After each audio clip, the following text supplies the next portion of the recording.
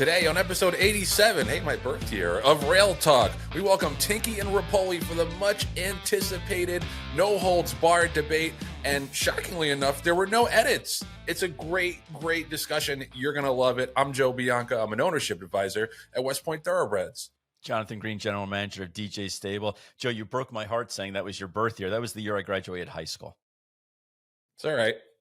You still don't look a day over 50. Yeah, thank you. I appreciate it. I don't act a day over 12. That's why we love you. The opinions expressed on Rail Talk are those of hosts Joe Bianca and Jon Green and do not reflect those of anybody we work with or work for.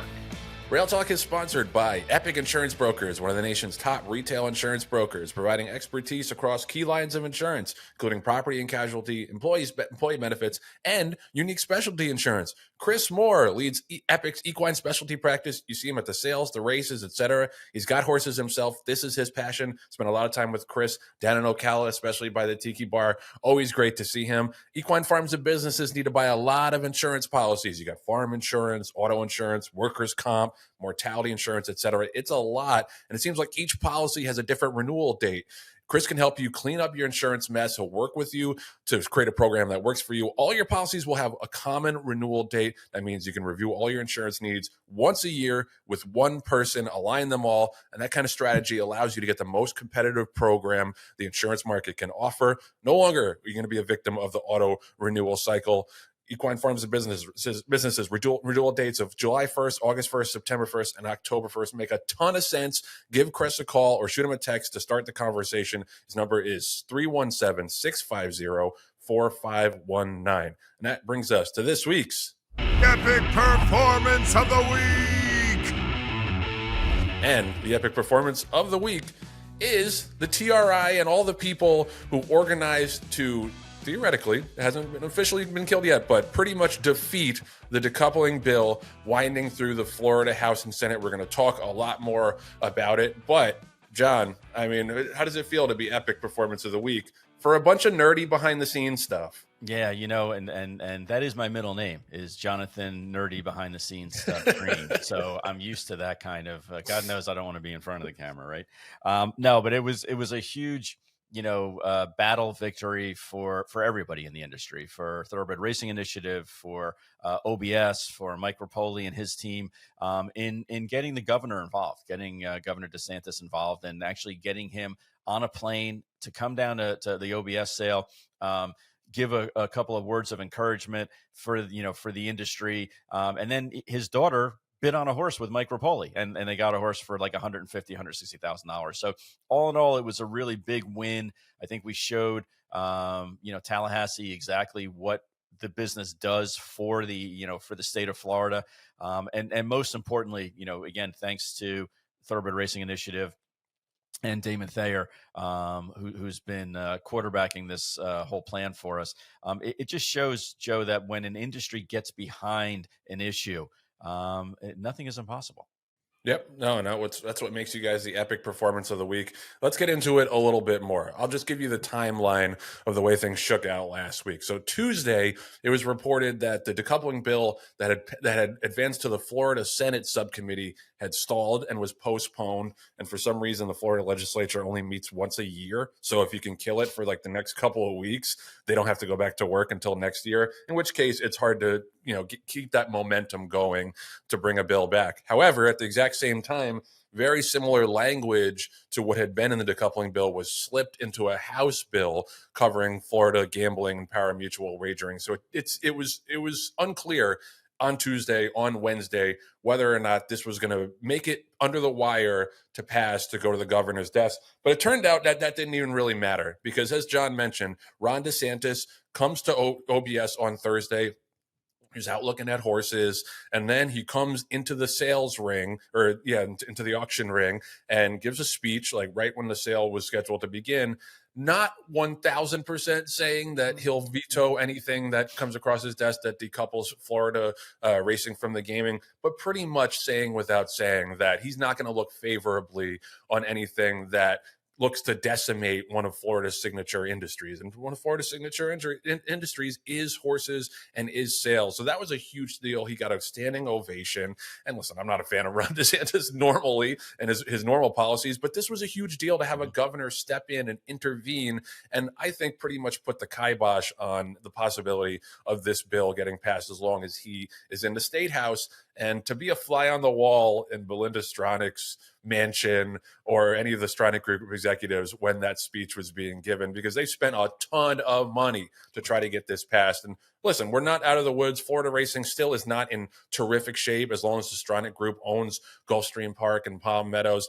But I first and foremost got to give a ton of credit to John, to Mark Cassie, to Doc Eisenman, David O'Farrell, Damon Thayer, plenty of other people who I don't have time to mention here that have put their efforts behind killing the decoupling bill and the thoroughbred racing initiative. It was super heartening to see that kind of organization in racing. You know, we lament all the time, you know, in this sport about how everybody's got their different interests and just trying to protect their slice of the pie and no one can ever get together and unify. This was an example of the exact opposite of that and showed what's possible when the industry can rally and get behind each other to advance a common goal, which in this case was saving Florida racing. So major credit to John and the rest of the TRI and everybody who donated, because you all had a hand in this. John, take us behind the curtain. Tell us about last week.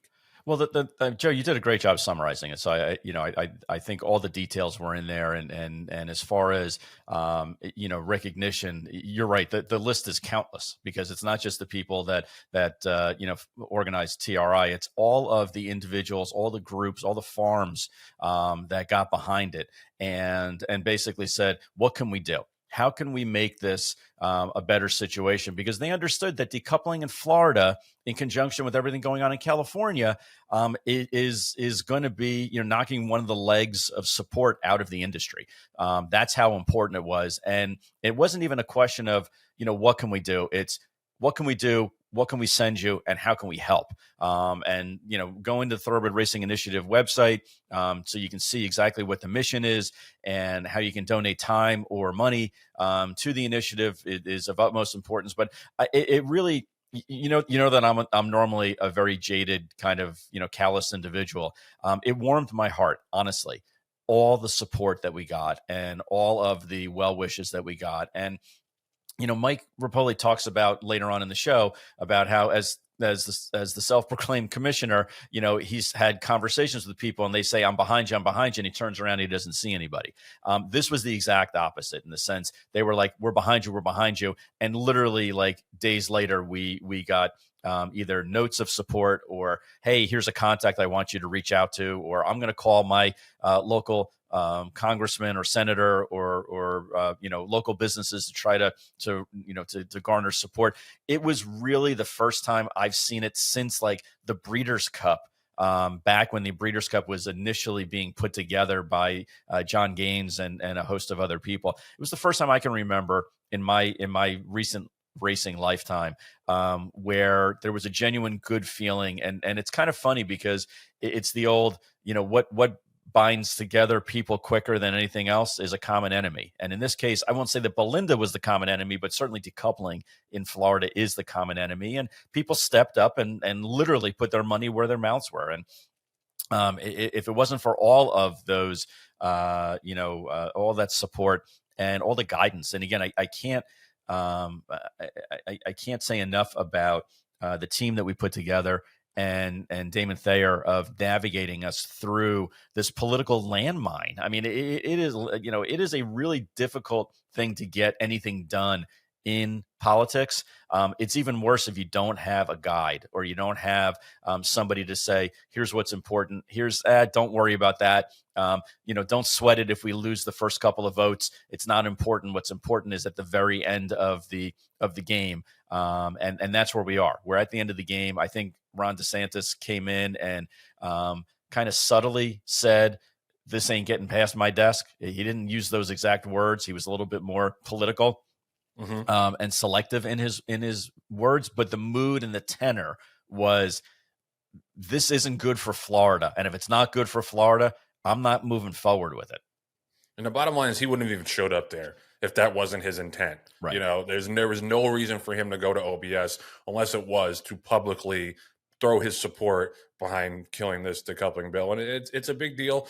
And, you know, what I hope is that this is a blueprint and can be replicated in other states. You mentioned California. Obviously, the legislature and the governor are not as friendly to racing there, so it will be more of an uphill battle. But this was an uphill battle, too. This did not happen overnight. No. This happened with a lot of trips, bus rides to Tallahassee, and a lot of speeches and a lot of testimony. Like, this was not a slam dunk and was really up in the air until DeSantis came to OBS on Thursday. So, like I said, I got to give major credit to you and everybody behind the TRI, because you really had to stick with it and put a lot of work in to get to this point. And the whole industry owes you a debt of gratitude. As I said, John should never pay for another Pure Leaf tea again in Florida because he doesn't drink beer. But yeah, this shows you like what can happen when you have organizing, even in a relatively small industry. If you have a lot of smart people who are dedicated to the business, this, I think, you know, launched a salvo to other people, like maybe at the Stronach Group or Churchill Downs or whoever, that like, yeah, like you've closed a lot of racetracks, but you're not going to decimate the entire industry in a state without hearing from us and without like a knockdown, drag out fight. And I think that was huge, not just for Florida racing, but to hopefully set a precedent in this business that, hey, we are not going down without a fight.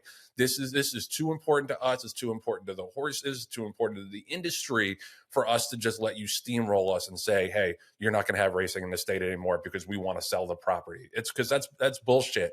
Like racing and sales have built so much of the economy in so many different states just because you want to open another shopping mall, another casino or something. You get to, you know, completely throw racing under the bus and eliminate tens of thousands of jobs. Like, nah, it's not going to happen on our watch. And that was like you said, it was so heartening and so heartwarming to see. And it's a really great sign, I think, that the industry is capable of this kind of organizing. Rail Talk is sponsored by the Green Group, the #1 accounting firm in the horse business. There's one reason they're at the top. No other CPA firm knows the horse industry like they do. Len and DJ Stable have over 200 horses, won over 2,500 races, and have the best 3-year-old turf filly in the country. Green Group has almost 1,000 clients in the horse business because they make them money and save them taxes. As always, there's a special offer for listeners of Rail Talk. We passed the initial tax day, but if you filed for the 6-month extension, you should call Len up. He's offering a confidential, complimentary half-hour consultation, guaranteeing you'll get value. Hit him up at, what's that number, Michael Agresta? 732-634-5100. Green Group. Or go to greenco.com. Glenn guarantees that you'll find value, but you don't have to take it from me. Take it from this satisfied customer and Rail Talk advertiser. Love that synergy, Chris Moore. Well, I'm a partner at Epic Insurance Brokers, to which we work closely with DJ Stable and the Rail Talk podcast. But you know how they treat the equity that I have in that business, the income that I have, you know, from my W-2 perspective, and some other private investments that I have. So not only is it just, hey, we'll advise you strictly and solely on this horse business aspect. It's no, they're able to take care of me, and they understand my entire financial picture and provide holistic advice, so we're able to make the best decisions that we need to make from a taxation and tax planning standpoint. Even a customer like me, where I know that I'm not one of their larger customers by any means, however, I know that I get that personalized and that expert treatment, even though I'm not, one of the bigger guys or one of their biggest customers. It's meaningful. So their ability to provide that high level, top quality, best in class advice while still being able to provide, that personal touch and that service, to me, it's, that tax spend is the best spend I have all year. So I couldn't recommend it highly enough. Thank you, Chris. And John has a special testimonial today too. I'm on extension. My sisters are on extension. My dad is on extension because he loves his clients so much that he's putting more time into his client returns than his own family returns. So yeah, my return's not done. I'll see you in October. I mean, what else do you need to hear? Call Len up at 732-634-5100. You know he won't be busy doing John's taxes. And do it quickly. Go to greencode.com and see what he can do for you. He'll find your value. He guarantees it. All right, so this is the moment they've all been waiting for. The pay-per-view main event. Tinky, Repole debating on Rail Talk. Thank you guys for joining us. First of all, let me do a little bit of an intro for you. First, in this corner, fighting out of Portugal, the loquacious linguist, the bringer of tweet storms, the headache to racing's most delicate little flowers, Tinky, a.k.a. Tony Kobitz. Welcome, Tink. Thank you very much. And fighting out of this corner, out of Queens, the bombastic billionaire, the savior of St. John's, self-proclaimed commissioner of racing, Mike Repole. Thanks, Mike, for coming on. Thank you, Joe. I appreciate it. I can't wait for this. The internet has been pounding at our doors trying to get in, but we'll post this a little bit later on. It's going to be great. I think that you guys are both really smart guys, obviously, who have a lot to offer in terms of ideas and solutions and identifying problems in this business. And it's great to get you both in a room to try to figure out some commonalities and obviously some areas where we disagree. So here are the rules. So we're going to introduce a topic, either me or John. Wait, I didn't know there were going to be rules. You got a mute button too, buddy. All right, Mike's out, obviously. It's rules. We're going to try our best. Guidelines That's instead of a better rules. one. All right, we're going to do some That's a better one. guidelines for the debate. Either John or I are going to introduce a topic, not necessarily a question, just a topic, and we're going to have 2.5 minutes for whoever it's directed to. Somebody else can follow up and have a 1.5 minutes. We'll try to stick to those time limits, but if you guys are really cooking, we'll let you go a little bit. Tony just disappeared and came right back. Okay, great. So I want to start this with Tinky because he submitted the questions and the topics. Can I ask one thing? And this is not breaking the rule. Yeah, shoot. I'm at a little bit of a disadvantage, which I don't really say too often. Is I only know Tinky through the platform, and he was an alias for I don't know how as many years as he was posting, which I always find a little cowardly when someone posts these big vocal posts but hides behind a screen name. So he came out as Tony the Tiger. I don't know what Tinky was. He a trainer? Was he a jockey? Was he a horse owner? I don't know what he other than, or is he just a fan? Is it okay if he just shares with the public and me what his path in horse racing has been? Just so, was he a racing official? Was he a steward? I really have no idea. I mean, he's done it before on the show, but go ahead. Tony, go ahead. You can give him your CV. I didn't watch that. I apologize. No problem. I've played a pretty wide variety of roles in the industry. I have been a bloodstock agent. I've been a racing manager early on, involved in journalism, both as a writer and apparently you don't know this, Mike, but I was the first one to present live from paddocks at Arlington Park, Gulfstream, and Calder. First one outside of California to do that. And I also wrote for industry publications, the Racing Times, Pacemaker in Europe, etc. I co-authored and co-edited an American version of Timeform in the late 80s, which was called Classform. It was very well received critically, and we had private subscribers such as Alan Paulson, Sheikh Mohammed, some high-level trainers, bloodstock agents, etc. That was only for 3 years because it was a labor of love. Didn't make any money at it, but it was a good springboard to some of the other things that I did in the industry. And I have also, in more recent years, worked behind the scenes with some industry organizations. I'm not really at liberty to talk about specifically. We can do it maybe privately, but I can't really talk about it publicly. But I've done some consulting, in other words, to different industry entities. I've owned some horses. I've been involved in recommending breedings, et cetera, but perhaps in a sense for our purposes on this program, and maybe to help resolve some of the longstanding friction between us online, really the common thread that has tied together almost all that I've done in the industry is that I've been educating and being educated at the same time. For me, a big part of the allure of horse racing is that, like life in general, it's an ongoing learning experience. Every day, without exaggeration, there are new things to learn. I don't have to tick them off. You know, you've been in the game a long time. And that makes it very exciting and endlessly interesting. There's a new sire to learn about, a new jockey, a new horse to assess or try to figure out if you own it or gambling on it, et cetera.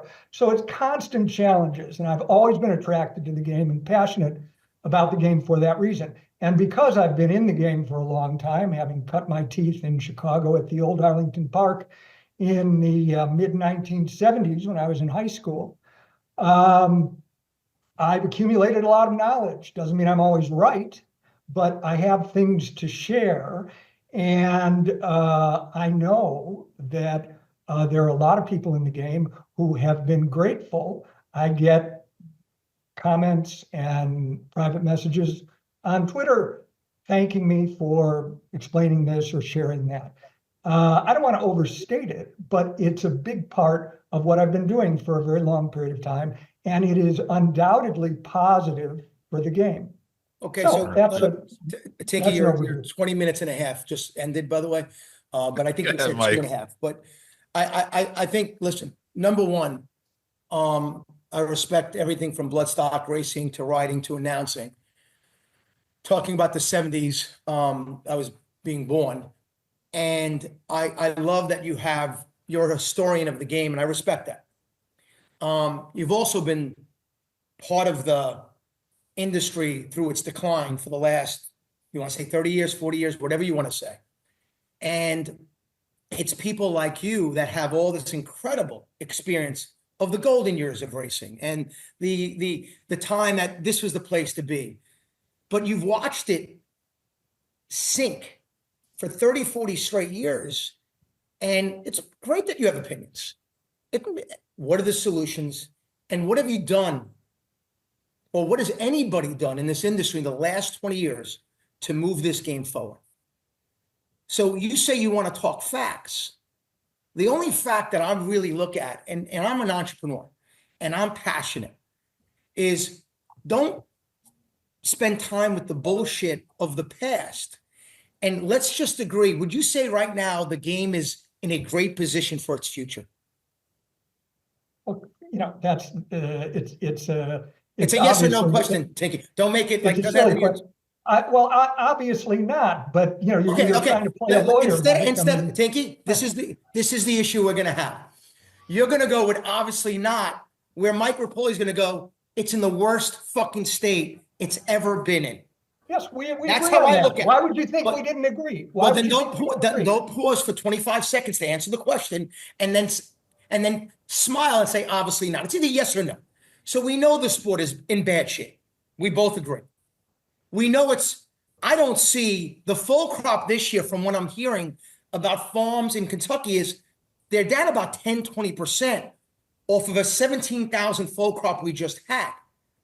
You're good at math. You're high intellect, I can tell. Pragmatic, I'm not so sure. But now we're down to 15,000. These foals will be born next year. They won't run till 2028, 29. Wow. So now we can't fix this for the future. Okay. So instead of telling me about the golden years and how horses ran 40 times in 1961, when, by the way, I don't know the medication rules in 1961. I don't know how many horses broke down in 1961. I don't know how horses were fed or treated in 1961. I do know that I've heard that there were things like steroids and other things that they did. I don't remember. Do you remember the HISA rules in 1961? Because I don't. Okay. Do you remember social media in 1961?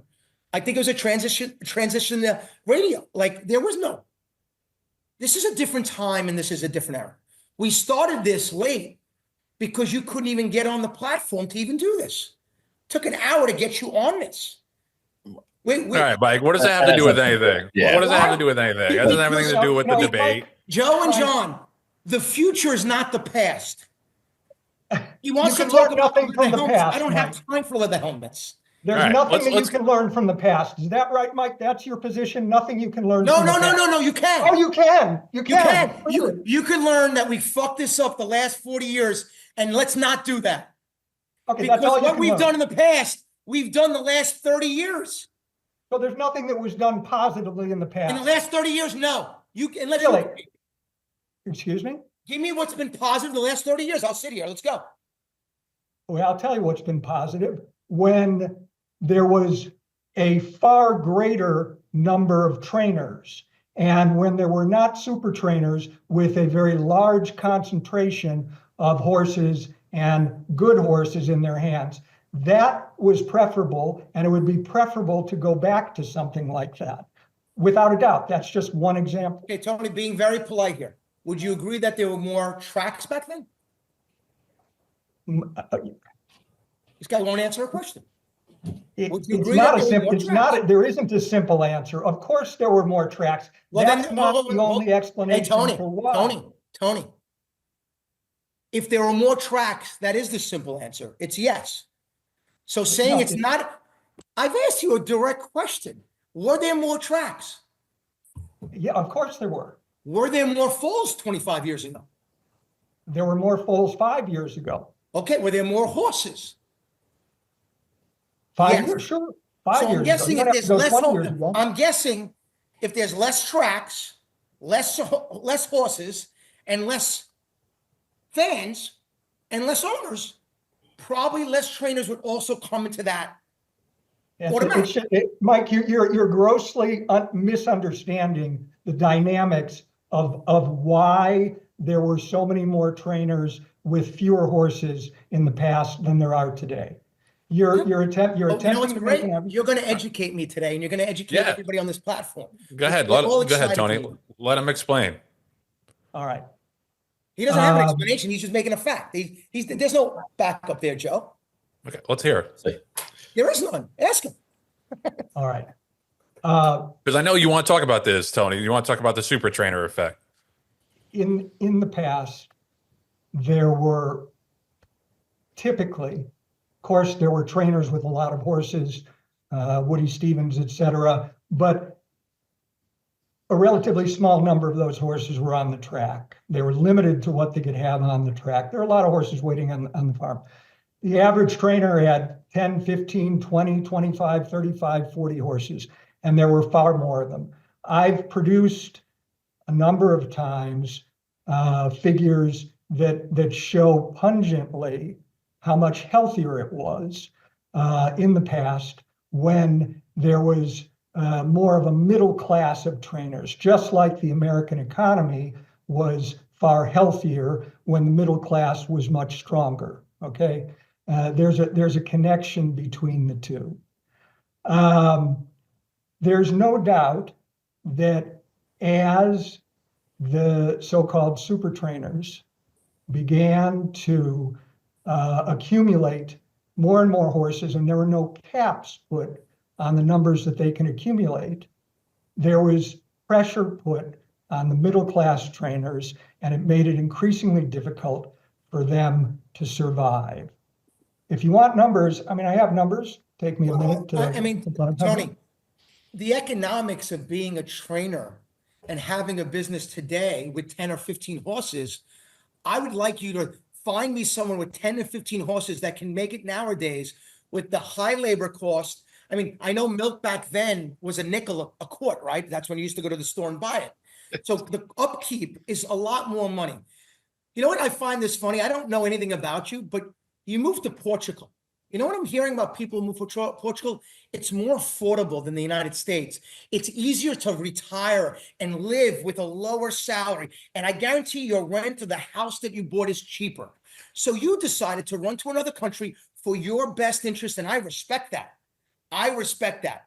But now I want you to come back and be a trainer of 15 horses with a wife and 2 kids and tell me you can make it. You can't tell me that. Yes, Mike. Give me a trainer with 15 horses that can make it right now. Virtually every answer you're giving is consistent with the way you respond on Twitter. They are dishonest. It is not binary. It is not binary.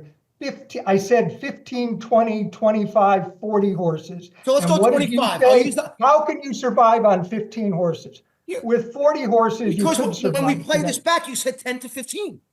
I didn't say 10 to 15. You want to? Would So you like what to is- bet $50,000 that I didn't say Watch that? this. Watch this, Tinky. I am sorry. I must have misunderstood you. How Okay. many is the number for a small trainer? Excuse me? How much is the preferred number you would like for a small trainer? It would be 25, far 30? healthier for the industry. And if what is that number? If trainers were capped at a maximum of around 100 horses, because that would allow a much more vibrant middle class of trainers if that were to happen. That's the basic point. I'll give you another basic point. Okay. Yeah. In Portugal, this might not have hit yet. The worst job in this entire industry is being a trainer in this sport. No, I'll interrupt you, Mike. The worst job is being a podcast host. But okay, go ahead. Yes. Well, only today. John. Okay. It's not always like that. Okay? Okay, it's not always like this. And by the way, this is one of your better days, but this is good. So, an owner who can afford to lose money, because hopefully he's using money, doesn't mean he wants to lose money, by the way. Len Green and Jon Green don't want to lose money. They want Sandman to win the Derby and be worth 40 million, okay? They want to sell horses and buy horses and trade. But it's not their main objective, okay? The people that in the breeding business, and we don't breed to race anymore, we breed to sell. Their Kentucky Derby is a yearling sale or a 2-year-old sale that we just had an OBS where horses sold for over $1 million, okay? These trainers right now, and maybe, Tinky, I would hope you could put yourself in these trainers. You can talk to Bill Mott and Shug McGahee and Todd Pletcher and Bob Baffert and Steve Asmussen and Mark Cassey. It is not fun. Nobody wants to be a trainer. You're under the scrutiny of all scrutiny. If you have 15 horses or 100 horses, you got grooms, you got people that come and pick the horses, you have HISA up your ass, you have vets that can make a mistake, healthy horses that can break down, and you couldn't pay me right now. My brother was a New York City cop, and I said, you couldn't pay me $100 million a year to be a New York City cop or any cop. You couldn't pay me $10 million a year to be a trainer. And that we, as an industry, don't realize that how tough that is and how people are getting out of their job. Todd Pletcher has 3 kids. None of them are going to be in racing.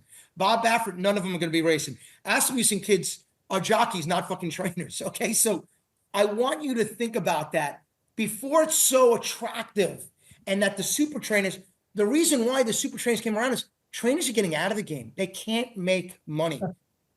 That's simply false, Mike. Do you know Okay. how long? How are the Portugal trainers doing? Mike, you just talked for 5 minutes and you complain about me. Come on. All right, let him cook. Go ahead. Go ahead, Tony. Do you know how long Todd Pletcher and Steve Asmussen have been training very large amounts of horses? I mean, it's been for a long time. It didn't just happen 2 or 3 or 5 or 10 years ago.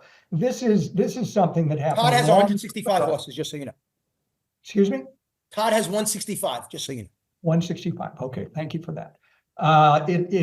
This was a process that began many years ago. It began decades ago, and it's been going on for a long period of time. It's been unhealthy for the game. Why did it happen?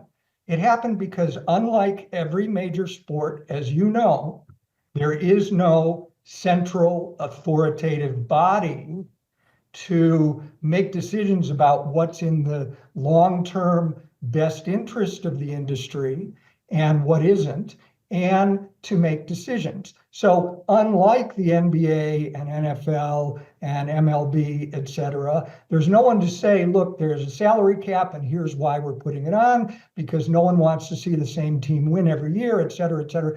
There's never been anyone in power in the racing industry to do anything like that. And so it's been total free market. And I know some people, perhaps yourself included, would argue that it's better that way. No, Well, I actually agree with you. I disagree. Free market.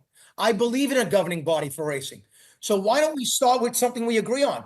Yeah. Why hasn't it been? Well, it hasn't been, because no one has pushed the disparate parties that have their own self-interests to allow someone to agree. supersede them. Yeah. And who is that?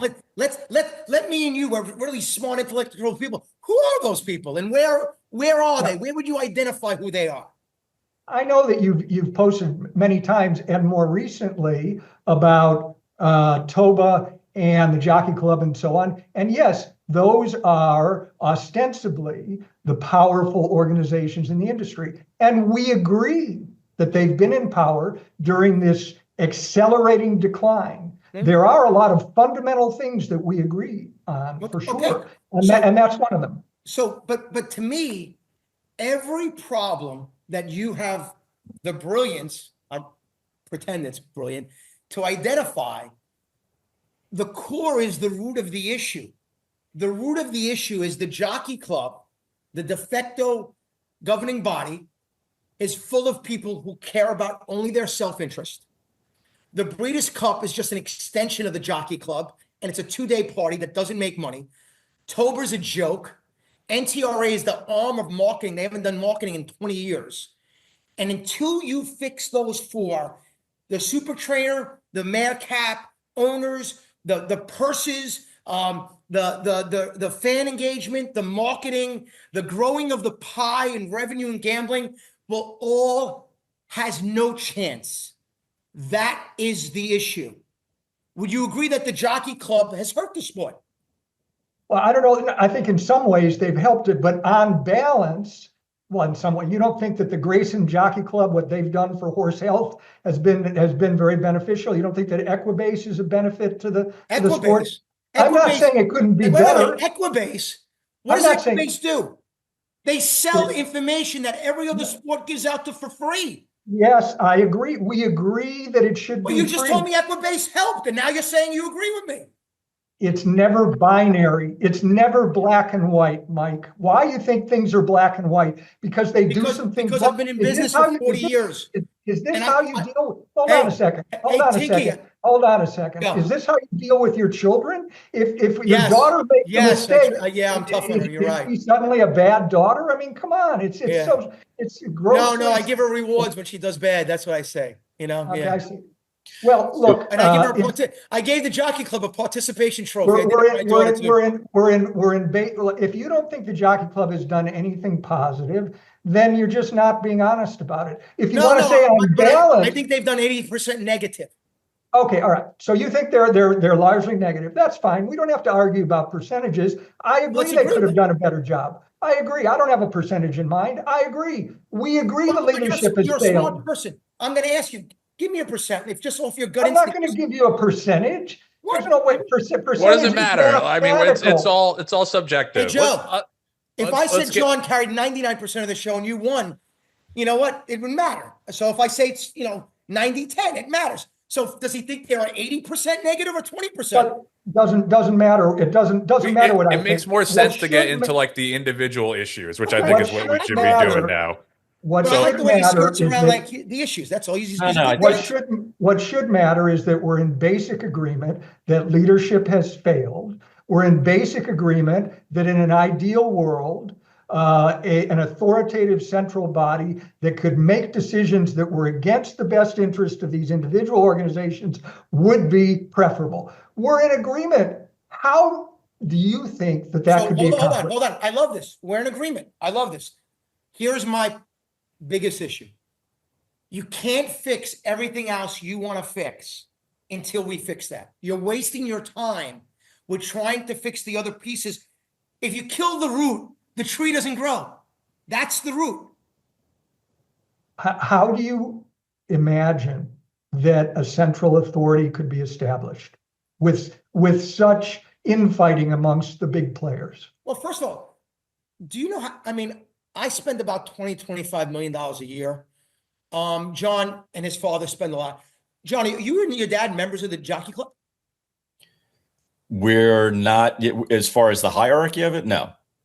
As far as the hierarchy, meaning like, are you a member of the Jockey Club? I'm not on the board of members, if that's what you're asking. Yeah, there's like 60 or 70 board of members. Is that what you're asking? Yeah, I'm not. How do you get membership? I'm not on it, but we do Why? pay, naming fees, and we pay But into so do it. we. But Okay. I spend $25 million a year. You have a successful stable. Why aren't you on it? Right. Yeah. Why aren't you on it, John? That's a legitimate question. I would like to think that with the ushering in of the new chairperson, that things like that are going to change. Now, Mike, you had I'm not on it. I spend $25 million a year. How do you get know, but it's because they think you'll take it over. That's why. Oh, no, I'll take it over and I'll do good for racing. Oh my God. All right. So Mike, I'm just going to jump in for a second. Thank you, John. You're helping me. I appreciate it. So the Jockey Club, I just want to defend him for a second. The Jockey Club, Nothing to defend. You can make the argument that they brought in 5 stones, which then ultimately, bore out what we have now with a centralized rules system with HISA. I would like to think that that's a positive that came out. Now, did it come out directly from the Jockey Club? No, you can't go A to B to C. But I feel like that they were present in making sure that happened. I would think that you would agree that HISA is a positive overall. They had some stumbling blocks in the beginning, but overall, it's made racing safer. I think that's a byproduct of the Jockey Club. So I think HISA was necessary. I believe in making change, but the consequences of a positive change can accelerate the death of this sport. More trainers are getting out. The cost of HISA, it's $80 million to $100 million a year, or $60 million. Tracks and owners are absorbing all the cost of HISA. Me and you pay for it. Right. But don't you feel that that's necessary to have a central testing system? Do you think that's making it safer, or at least more? If the Jockeys Club competitive? was just to get HISA on board and say, now it's up to you guys, and just bill everybody, right? I don't think. I mean, more tracks will close, right. More owners will get out of the game, and more trainers will get out of the game. So now we have safer horses, but we don't have a sport. Of course, I want safer. Can you have safer horses in any sport that grows? Sure, but I think it was necessary for a lot of reasons to have a safer sport, because we were on the edge of the abyss as far as losing a social license, horses breaking down on public, on all the big races, trainers and vets that were cheating, that was just getting out of control. I think it's reined in that now, like you said, we need to. I also blame, just so you know, the Jockey Club for 40 years not having that. It would have been a lot easier 30 years ago. Okay. It would have been a lot easier 20 years ago. Yeah, they did it when they had to. I'll go back to your original argument against Tony, which was, you were there 30 years ago, 40 years ago. That was the golden age of racing. So do we have a leadership issue? Yeah, I think that we can do better as an industry to promote better situations and better leaders. But at the end of the day, it's some of these topics that we're talking about, like, is HISA working? The 140 mare cap, the super trainers. I mean, these are all issues that we do need to address, because right now, how do we get what I would call an elected official, like a commissioner, to come in and take over the sport when we have all of these fiefdoms that people are protecting? And I love what you're saying. And what I'm telling Joe, you, John, and Tinky is, it doesn't matter 140 mare cap. It doesn't matter HISA. It doesn't matter if you do stall limits. It doesn't matter if you do a stallion cap. Without someone that has oversight for this sport for its best interest only, and not self-dealing for what's best for them, it doesn't matter. The sport will not exist in 10 years. But I mean, we had this conversation when you were on the last time, like, HISA is that oversight, at least on the drug side and on the safety side. It 100% is. And it's not filled with people who are out for their own interests. John's on those meetings. I'm on those meetings. I'm sure you've met with Lisa a bunch of times. Lovely. She doesn't, she has no entrenched interests in racing. Like, they're trying to make the sport better and safer. So when you just, this like thing where it's like, throw the baby out with the bathwater, like, because the leadership has been poor for 30, 40 years. This is the way we get that ship turned. No. If the sport can't afford HISA and we go out of business, did HISA help the sport? But This is a thing where you talk about aftercare, and you're like, well, if you can't like sign off like a certain percentage of this sale to aftercare, then you shouldn't be in the business. And that doesn't apply. Wait. That doesn't apply to making the sport safer and cleaner as well. If you can't pay that part to have HISA decrease our fatality rate by 50% and get some of the drug trainers out of the business, then should you really be in the sport if you can't pay that small amount to give us a cleaner, safer game? You just said small amount. Do you know it's like 500? Whatever it is. Like you say, for aftercare, rightfully so, you say it should be a certain percentage of sales. Joe, Mike Repole can, Todd Pletcher can, but the middle class person that Tony's talking about can't. The small owner can't. So more news. Yes, it's going to go more to super trainers. The future is going to be less tracks, less owners, less horses. So I am trying to. What you guys are trying to make happen, I'm trying to make it affordable. It's not affordable. It doesn't have to be $80 million to make racing safer. We were dumb in how we did it. You can do more. As I built brands with $10 million budgets that other companies have had $200 million budgets, and I've been more effective, and I've done a better job. So how do we cut costs? How do we cut costs? How do we cut costs for HISA? I don't know. There's certain things you need to test for and certain things you don't have to test for. Maybe instead of testing 8 horses, you only test 4, but it's a surprise. Maybe you cut the testing in half and you never know which horse is going to be tested. Who knows? Do you have to test every single one? I don't know. If you test 3, do they test every football player, every baseball player, or it's on an ad hoc basis? I have no idea. But the HISA has been more of a deterrent, in my opinion, than it has been effective. People are now afraid to cheat. Good. People are afraid to run that horse. Good. People are afraid to train that horse. Good. And then you have vets now, and John, I know this happens to you and Joe, that are perfectly sound, that get scratched the day of the race, and you wonder why. Right. And that's because we've been overcautious.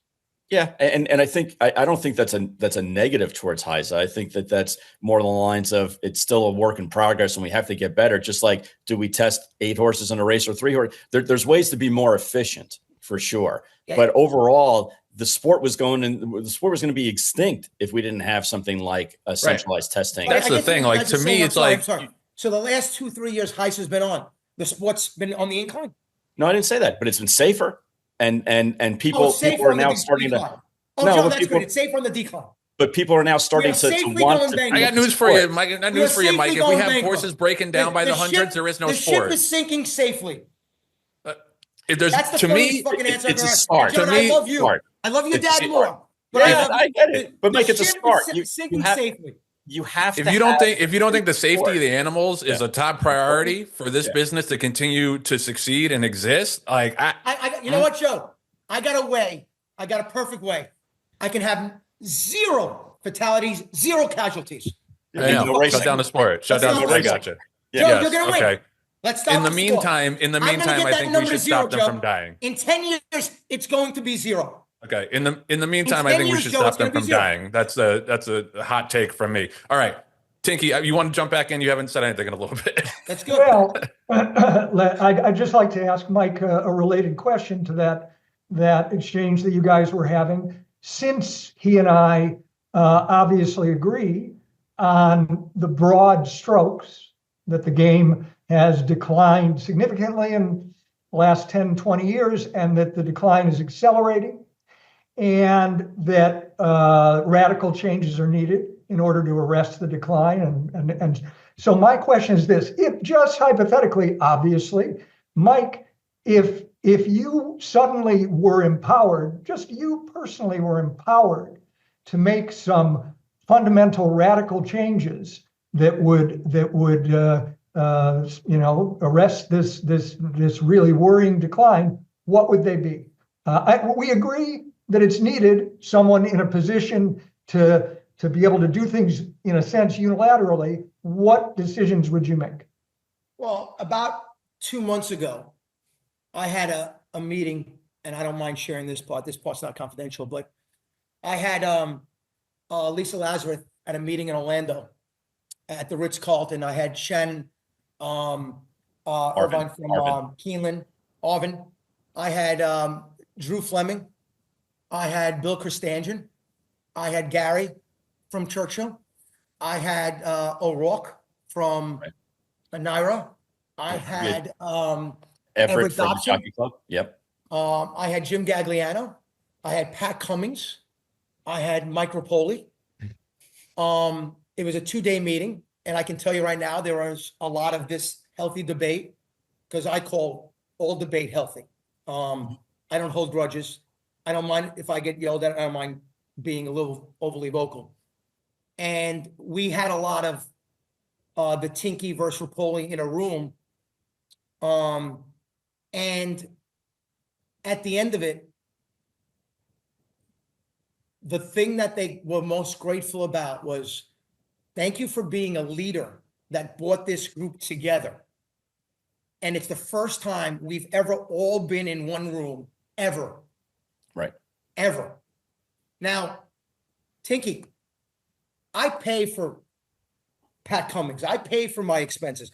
I paid for everyone's hotel room. I gave everybody 2 pairs of Noble shoes. I paid for the big dinner with the big wine. I'm doing that on top of my day that I only have about 100 LLCs, but don't worry about that. But I do this. This is volunteer, or actually it cost me $10 million a year, but that's another story, to do that. Every owner in this game has come up to me and said, the criticism I get is, we like what you say, we don't like your style. I have a funny feeling, Tinky, you don't like my style. Okay. But they all say they're behind me, behind secret doors and secret meetings. And then every time they say they're behind me, I do this, Tinky. Fucking nobody's there. It's like fucking Secretariat. When you look back in the Belmont, there was nobody there. Okay? It's all bullshit. Mike, are you aware that you did not come close to answering the question that I asked you? He's asking, what would you change? Okay. What would you specifically do? I actually did, but I'm going to do. Number one, you have to get that group. National Thoroughbred Alliance is the NTA. If we agree on 40% and disagree on the 60, right now, we don't even work on the 40% we agree on, like me and you. Right. Okay. So let's try to work. If we can get out there with 4 out of 10 topics that we agree on, let's tackle those topics. That's number one. So the key would be, listen, what would I do? The Jockey Club is a dinosaur. They have to go. They need to be abolished. There is overlap. You ever look at the stewards of the Jockey Club and the board members of the Breeders' Cup and Tober? Like, they're all the same people. They look like they change their shirt or wear a different hat. They're fucking same people. Look at the board members. Look at the stewards. They're all fucking the same people. The Breeders' Cup. The Derby got 15.8 million viewers. The Breeders' Cup should be the second biggest day in racing.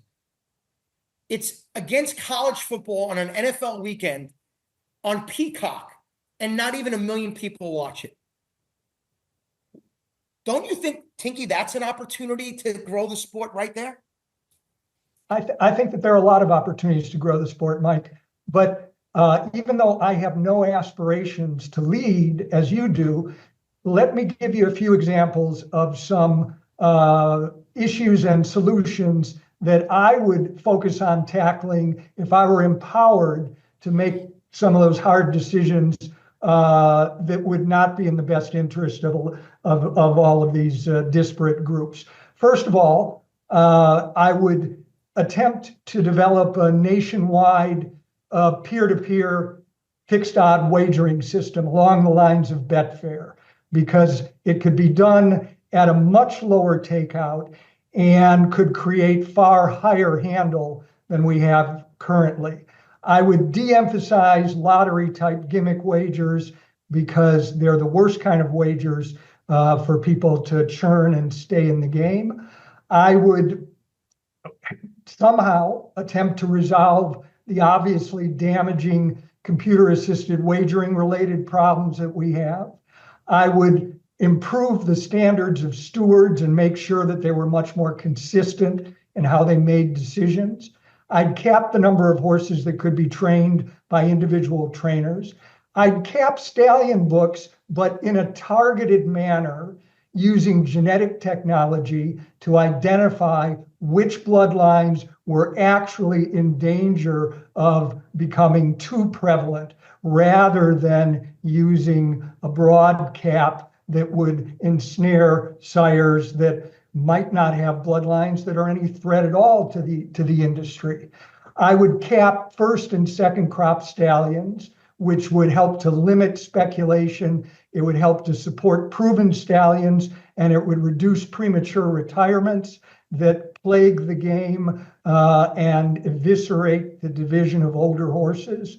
I'd re-emphasize the breeding and racing of more durable horses and those with more stamina. How would I do that? Well, partly by incentivizing through series of races that would have purses that were focused on those horses that fit those descriptions.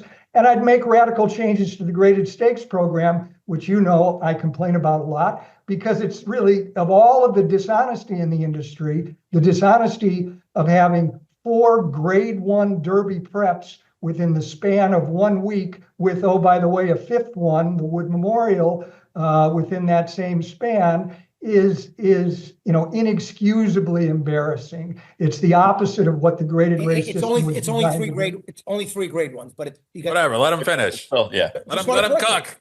Go ahead. That's enough for now. Go So ahead. much of that, I'm like, preach, please, especially the wagering stuff. Preach, Tony, preach. Yeah, but Joe, you're going to go back to HISA saving the sport, so you don't even worry about that. But that's okay. What are you talking we about? I didn't can think. say I can hold multiple thoughts in my head at multiple So- times. So let me tell you right now, the durability is not something you can fix overnight. Right. That was done because the best U.S. mares are now in Japan. Mike, can I just cut you off for 1 second? So of the 4 or 5 things that Tony said, because we're trying to get common ground here, like you said. I agree with all of it. Okay. So that's great. Here's the word he uses that I'm trying to do that only I can do. Not even Tinky. It's fucking radical. Right. And radical is done by disruptors. Right. If a radical needs to be done in this industry, he should be rooting for Mike Repole. He should be saying, you know what, Mike Repole is the only person that can pull this shit off, because if someone likes Mike Repole, he likes it. And if somebody hates Mike Repole, he fucking loves it. I love that. So this is what I want. Loves I want it. Tony's ideas coming out of Mike's mouth. Right. So we're in agreement then. That's good. Okay. Keep going. But I also have, let me add some more. Tinky, you could say yes or no. I'll go slow. What about marketing for the sport? I agree. It would be helpful, but I think that until the serious problems are. What about abolish the jockey club? Make them a fucking breed registry, and that's all they need to be. I think that they do some other things that are important. I don't know that you'd want to do it that simply. Oh, no, I'd want to do it that simply. Like tomorrow. Okay. Right. Abolish them. Okay. Breed registry. And by the way, they also own assets that have, like, media assets, like Equibay betting assets. Tracks use their 1925 Fred Flintstone, things that are slowing down the innovation of gambling. You can't do your fixed odds with the jockey club in charge. You know that, right? Yeah, I understand. Okay. That's why the word abolish is there. Abolish. Because they're killing the CA. All this is because of them not making changes. Okay. So we semi-agree on that one. Okay. Grow the foal crop. You think that's important? Absolutely. Okay. The breeding programs outside of Kentucky, California's dead. Florida was in real trouble. I don't know. I mean, I had many people say, I'm not breeding any Florida mares this year. How can I? Right. New York down. Every other state is in big trouble. So what happened was Kentucky had this breeding program, and Kentucky is, they kind of screwed up. They saw that their breeding program was either slightly up or the same, but the crop was dropping in all the other states.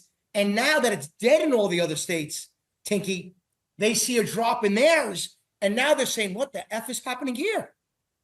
So now that it's hurting their pockets, now they're concerned. Okay, so full crop, we agree?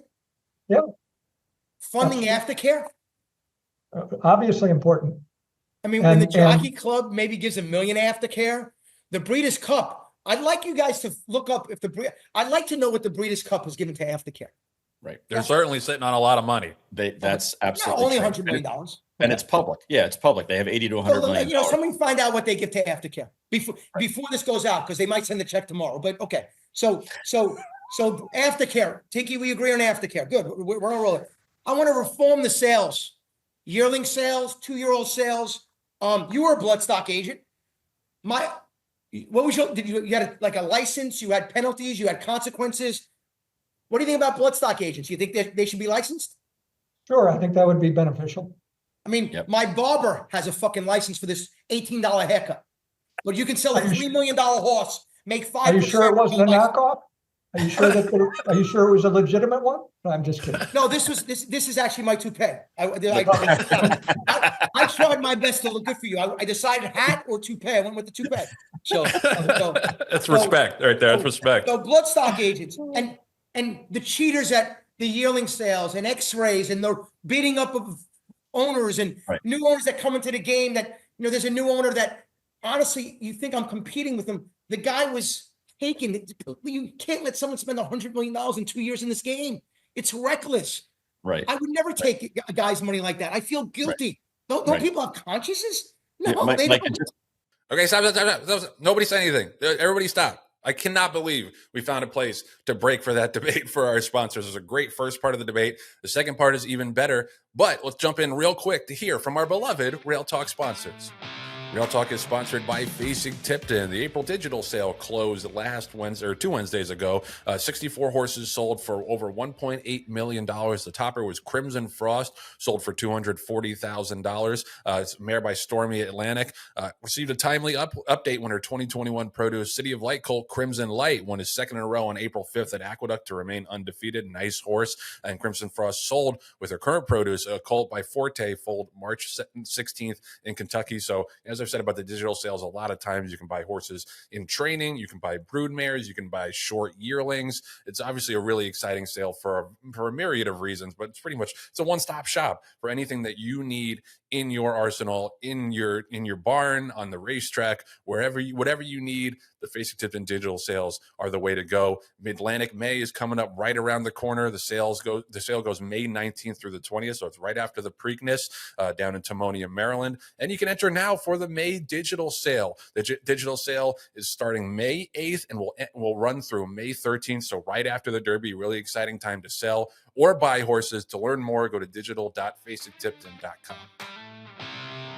Rail Talk is sponsored by TaylorMade, the worldwide leader in thoroughbred sales, marketing, and horse care. Family owned and operated since 1976. And John, we were like, do we have anything for TaylorMade? I totally forgot. You and me, DJ and West Point, partnered on a big Knicks Go colt at the April sale. That's right. And it wasn't like it was an inexpensive one. It was over $500,000 and climbing. And, you know, Joe, I was there when they were bidding on the horse, and it wasn't like, I think you and I were standing next to each other, and it wasn't like it was just Terry and Len and one other person. There was a plethora of people bidding on that Knicks Go colt. And he wasn't the only 6-figure Knicks Go colt or Knicks Go 2-year-old that sold. At that sale, there were some Tacitus's that also brought some big money. I mean, and not to mention, you know, the Not This Times that sold really well. But that TaylorMade stallion roster just continues to develop and grow, and they're going to be a force in years to come. I agree. And now West Point has a Knicks Go, 2 Tacitus's, Taciti, and 1 Instagram filly who's already with George Weaver at Palm Beach Downs. So she's probably not that far off from a race. So yeah, we're big on that TaylorMade stallion roster. And also don't forget May 1st, reach out to TaylorMade before May 1st to help you with your yearling placement. They're going out there inspecting yearlings right now. You want to know which sale to put your yearling in. Contact TaylorMade right now at tailormadefarm.com. They'll help you find the best result for your yearling later this summer and fall. And, you know, Joe, I think we should actually name that Knicks Go colt after one of the best Knicks that's out there. We should try to find, like, you know, a Ewing or Brunson or Brunson or something like that. You know, to name that horse. I think we should tell Terry that's the direction we want to go. Is in the name it after a famous Knickerbocker. Clyde the Glide. I mean, there's a million of them that we could do. Consider it done. And now back to the great debate. Mike, just to put a pin in it for a quick second. So when you were bidding with DeSantis's daughter. You're having her bid on a horse. One of the bloodstock agents was standing next to me, and he said, "Oh, I'd run this son of a bitch up." I'm like, "Are you shitting me? Like, are you like?" But you're right. You need to have licensing in place and detriments and penalties for people who are double dipping or are out and out defrauding their clients. Sorry, go ahead. Keep going. John, and you know this. You know, I know we have HISA because Todd Pletcher and those owners and those racetracks, there is more fucking lying and cheating in the breeding business than there is the racetracks, okay? Okay? There are side deals made. There are horses fucking bred 330 times. I don't even know if it's fucking possible, by the way. All these deals are coming in and out. There are horses that are run off. There's horses. It's if this was the SEC, we'd have 2,000 people go to jail. You know what? Right. I want a HISA of the 2-year-olds and the yearlings and the Kentucky farms. Let's see what we get catch there. Yeah, no, and it's necessary for the breeder, and we're breeders. You're breeders. You're a breeder right. also. It's necessary as far as what. So clean up the breeding game, clean up the sales. Okay, Yeah. I'm going. By the way, there's a lot that's on your list that I just marked off. Yeah. Okay, but you didn't add that, so we agree on the sales. CAW data we agree on. I believe in a stallion cap. I think it should be 175. Well, again, this is something when you and I first engaged online on this topic, which was around a year ago or so on Twitter. I admit to having been a little bit naive. I thought that that it would be good to cap at 150 or whatever. I had a lower number in mind than you did, and I thought that was the right way to go. And then one of the guys who follows me, and I'm sure he has a lot of followers himself. I think he's from Australia. His name is Byron Rogers. He's an interesting guy and into data, etc. He knows a bit about genetics and mentioned something that really resonated with me, and I made a few phone calls. And the fact that the industry has at its disposal genetic information, DNA information on every foal means that it would not be very difficult nor very expensive to identify patterns in the compression of bloodlines. So if it can be done without spending a lot of money, why don't we do that and tailor the caps only to stallions that are threatening to be a problem for the breed? Now, of course, there'd have to be a discussion about exactly what the threshold is and all of that. But that kind of tailoring would leave the innocent breeders and stallions to breed as many as they could possibly, breed without harming the game. It seems to me a much more fair and reasonable way to approach the problem. Yeah, I think when you start to get 150 for him and 220 for him, that becomes a more individual issue. And I don't want to overcomplicate a very slow Fred Flintstone back in the Stone Age game, dinosaurs. But I agree that there should. I actually suggested go 200 and go down 5 every year for the next 5 years to get to 175. Okay. I agree on first year stallions, and I wonder if we agree for the same reason. These first year stallions that get off to a great start is comical to me. Everybody nowadays is breeding to the top 5 stallions and the 5 new beauty queens. Mm-hmm.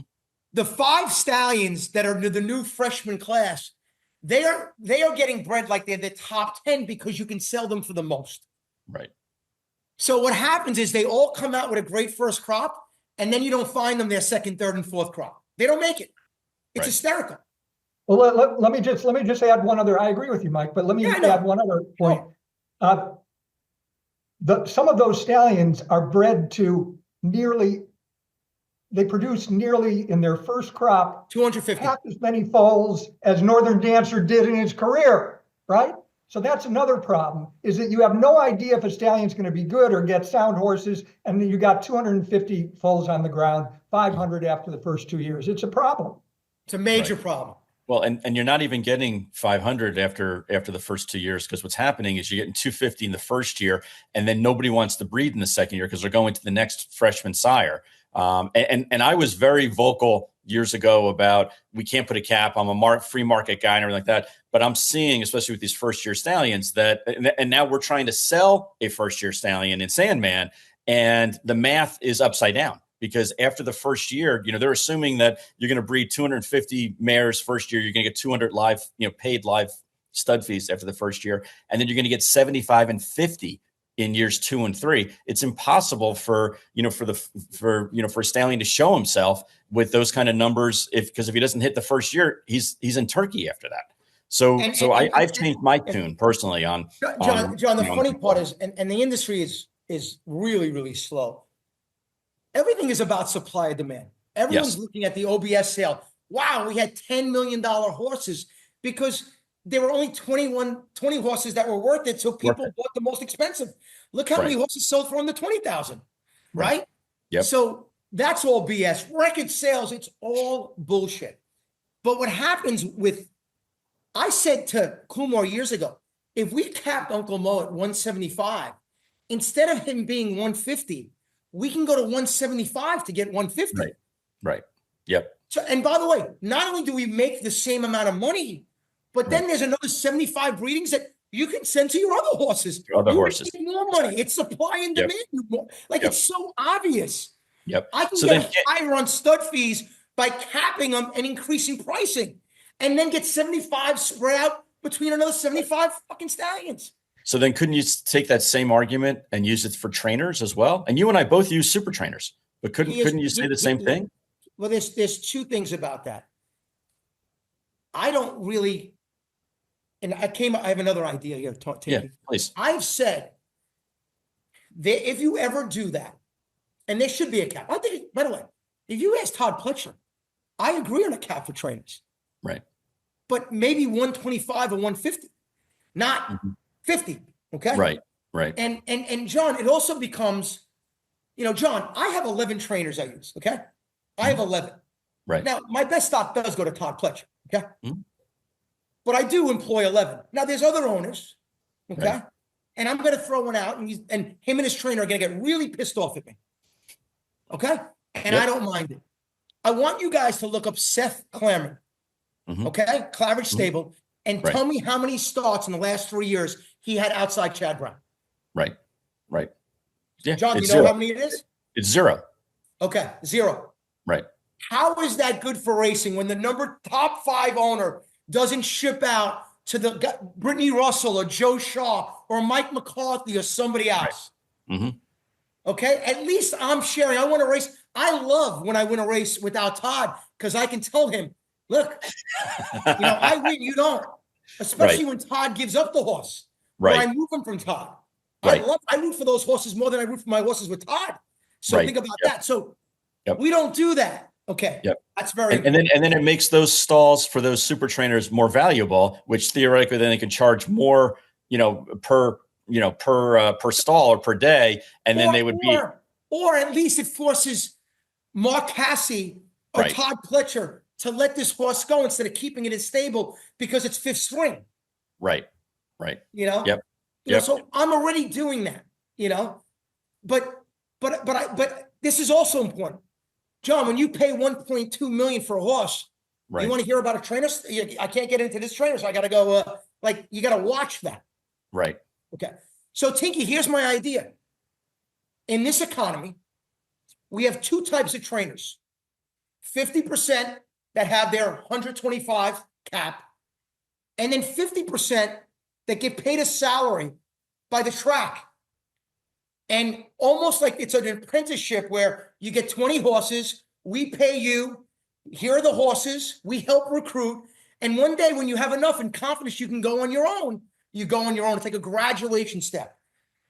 It's like the NFL has individual teams and the UFL they own all the teams and the players get paid the same. Almost where the sport steps in with the track and they employ 25 trainers at 25 horses and we work that way. You guys think that's crazy? It's a creative idea, Mike, that I appreciate. You touched on something. I'm not going to spend much time on it, but I think it's very important. I think it's an cliche, elephant in the room. Today's economy, you said, well, of course, I don't mean it in too much of a micro sense, but the economy recently has been changing fairly dramatically. And one of the big concerns that I've had for a long time is that these problems that we have been touching on, all of them have been developing during a period of time when the economy was relatively robust and strong and people were feeling good about the money they had, et cetera. Now we're going into a period where there's a lot of uncertainty and it could end up being much worse than that. And I know I'm going off on a tangent here, but I'm curious because you obviously have serious capital that's not all invested in horses. What are your views? What are your views about how the industry should defend against what could be a real downturn in capital coming, whether it's wagering or buying of horses, et cetera? I mean, I think it's already on us, but if it gets worse, what do you think can be done to somehow survive a real downturn in the economy? You know what? I think the downturn in this industry has happened even during the best of times. That's right. But I think for the people that are in this game right now, you almost have to shoot them to get them out. Like we're gonna be in the game. I don't think the downturn is gonna be as high here. Other things that they did, but the people that are here are not really we're down to like the last 100,000 fucking lovers of the sport. And that's it. So I don't think I worry about, if I was up 100%, I'd be more worried than if I'm down 20. How's that sound? Sounds weird, but 100, you're expecting to be up 200. At minus 20, you're looking just to save the ship here. We already have a downward trend. So I don't think reversing it is as hard as to stopping as when you have incredible growth and you just have to put the brakes on. My opinion in business. Like I have this company Noble. I'm not worried that Nike and Lululemon and tariffs in China, keep it going because it's going to hurt them a lot more than it's going to hurt me. Like disruption is good. They're going to spend time like, how the fuck am I? I'm a public company. Like, of course I don't want tariffs, but I'm saying I'm not worried about them because they're in a worse position than me. I think horse racing is not really in that position. It's my opinion. The one thing is these breeding farms. You know, I just called out an owner. I'll call out these farms. I think some of these big breeding farms, there should be a rule. You should race 20 to 25% of what you breed. Okay? Your Coolmore will breed 2,000, 3,000 mares. How many do they run in the United States? Bullshit. Bullshit. Oh, we're from England and Ireland and we like, no, it's bullshit. You make your money here and you send it there? No, we don't do that here. Okay? I want to see where are Coolmore horses in the United States. They should have 150 on the track. Okay? Hillendale, Windstar has horses, Lane's End, all the big farms. And some of them do. But they should have 20, 25% on the track. Okay? For every 4 you breed, 1 has to race. Yeah, I endorse that kind of creative disruption. I think that it would be a positive thing. I also think, but again, it's going to have to be some forward thinking by the leaders of the industry. I do think that races can be developed and series of races can be developed to help reinvigorate divisions that have been eviscerated and to help homebreds. You could have maiden and allowance races restricted to homebreds. Why not? The question is who's going to do that? But Tinky, I agree that you should go from the Triple Crown to the older horse Triple Crown. You should have all these divisions. Mm-hmm. The Breeders' Cup has this win and you're in, and they show up with a banner and say, "Look at me." It's a waste. Okay, it's a waste. The Breeders' Cup can be the marketing arm, and they like Joe said, they have money. I mean, Tony, let me tell you when I take over the Breeders' Cup, because it's just a matter of time. They don't know it yet. I hope you guys don't. This is a breaking story on our podcast. It's a breaking story, but it's been in my head for a long time. I am going to win the Breeders' Cup when I take it over, probably within 2 years. On Labor Day weekend. I'm going to run it before the first week of the NFL.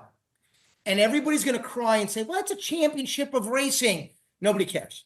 Peacock doesn't care. But you know what? We get an Eclipse Award. You know when me and John and Len show up at Eclipse Award? When I get a trophy. When I don't get a trophy, I'm not putting a tux on. Okay? I'm done. Okay. So at the end of the day, we can actually make it 2 days. We can make one in December for 2-year-olds and then have the Saturday of older horses. We can have it in Saratoga. We could have it at Churchill. We could have it at Keeneland. We could have it at Gulfstream. And you know what? And if we run it that day, you know what that does for October, November? It makes some of the other races like, hey, Fiercest lost to Sierra Leone. Maybe he can win 2 in a row and he can regain his championship. And maybe there's one more head to head. Right. I like that. That's a great idea. And if you have it right, and if you have Fox it right, would pay for this. NBC, it's a dead weekend. Yep. And if you have it right before the September sales, for this. Go. Yeah, and you do it right before the September sales, so that way there's a positive carryover, just like the November sales, like that. Yeah, 100%. And it gives Keeneland sales would go up, John. It would, and it gives Keeneland and Fasig-Tipton an opportunity to go after the horses that won the Breeders' Cup races and put them in their respective November sales. So it's not like a last minute. Oh, we have an addendum or a supplement. You know, it's all there. Think about it makes a lot of sense, Mike. Think about the Triple Crown races to Del Mar, Saratoga, all these great meets, and the Breeders' Cup to Labor Day weekend. It's like you would never lose that momentum. You would get it from March 1st to Labor Day. Wow. You would own them because we also have the Triple Crown going too. Yep, that's a really good point. I love this. And by the way, I've told the Breeders' Cup this. They want to be on November 14th because and being in California, they should all be fired. Okay? Having it in California, what they're trying to save California? Come on. Right. So I'm on. So Joe, I don't know about you, but I have question number 2. Now that we're an hour into this, question number 2, well, we got another round. Which we're going to talk. Can I just say one thing about me and Tinky? Go ahead, Mike. Go ahead. Other than the beautiful beginning, we agree on 95%. That's what I thought would happen. I want to also make another Mike Repole only statement. Tinky is as smart as I thought he was. Yeah. And Tinky thinks I'm 10 times smarter than he thought I was. So that's all. I don't know about 10. Is that true?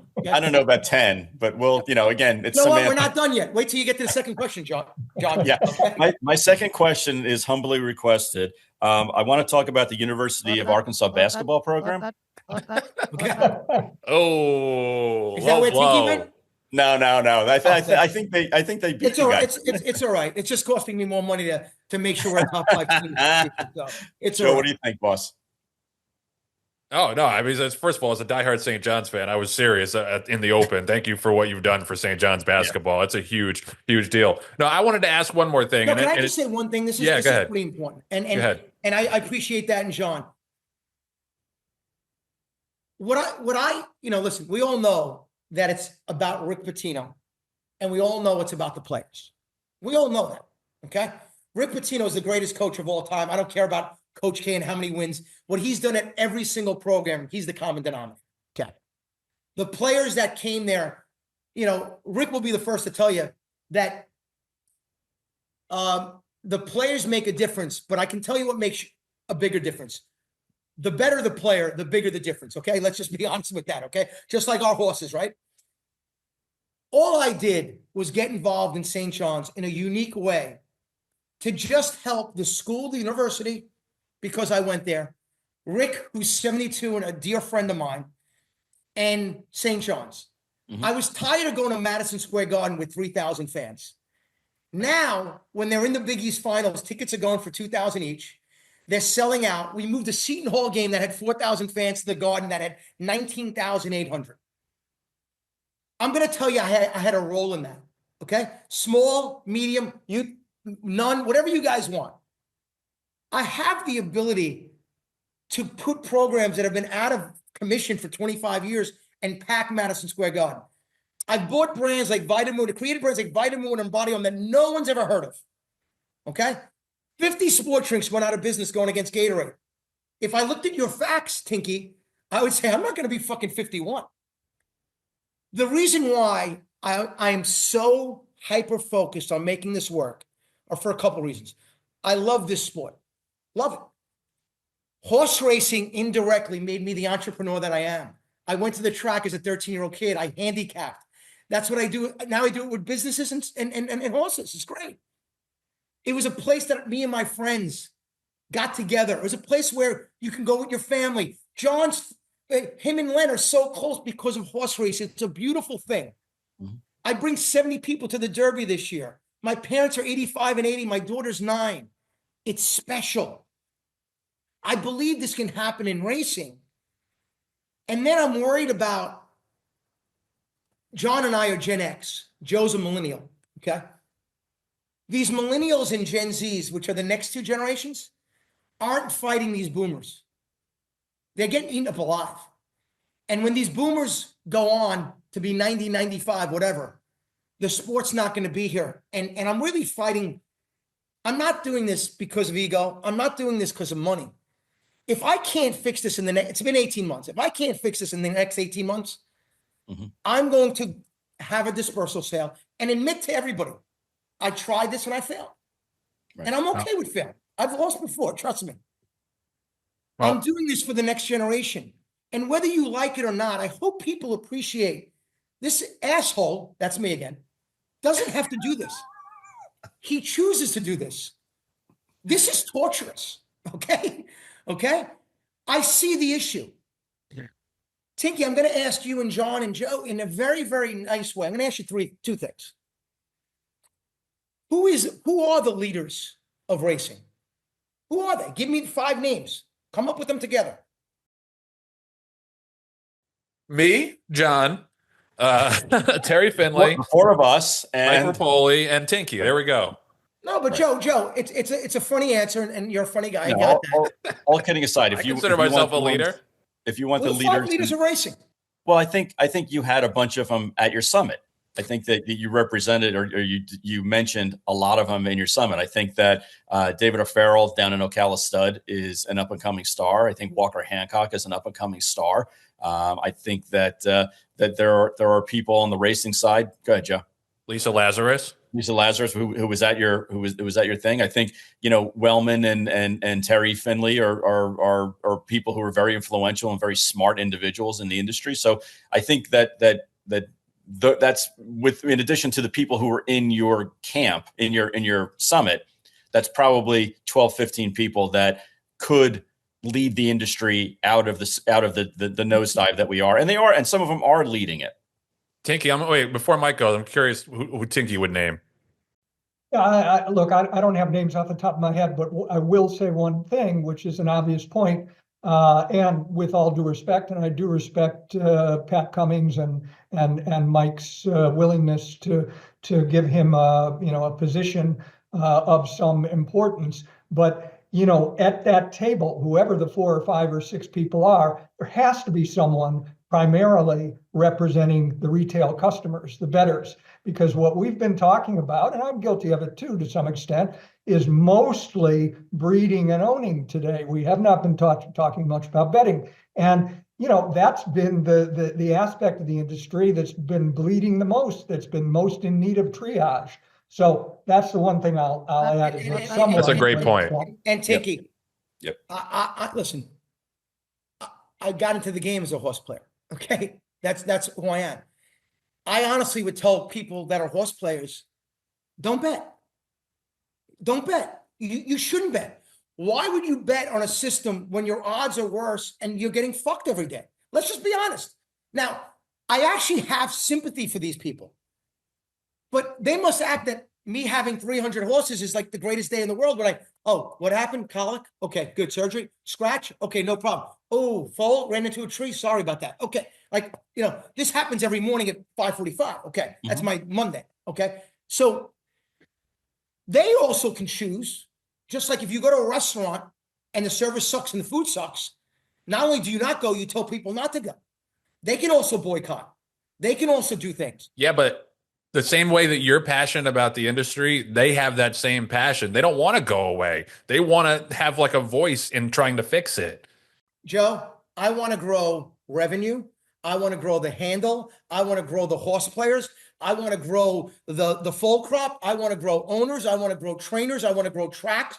I want to build a brand that can grow. Right now, we don't have a foundation.